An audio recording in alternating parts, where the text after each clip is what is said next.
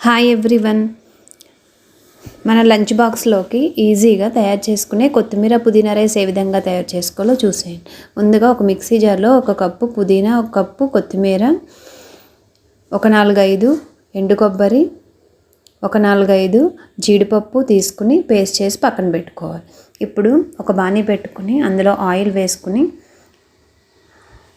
1 carrot, masala దినుసులు, 4-5 జీడిపప్పులు వేసుకుని ఫ్రై అయిన తర్వాత మనం ముందుగా సిద్ధం చేసి పెట్టుకున్న పేస్ట్ని యాడ్ చేసి పచ్చివాసన పోయి ఆయిల్ పైకి తేలేంత వరకు మగ్గనిచ్చి మనం ఇప్పుడు ముందుగా ఉడకబెట్టి పెట్టుకున్న రైస్ని యాడ్ చేసి బాగా కలుపుకోవాలి. ఇలా కలుపుకొని ఒక నిమ్మకాయని తీసుకుని అది పిండుకుని మన లంచ్ బాక్స్లోకి సర్వ్ చేసుకుంటే చాలా టేస్టీ అండ్ యమ్మీ పుదీనా కొత్తిమీర రైస్ రెడీ. ఇలాంటి మంచి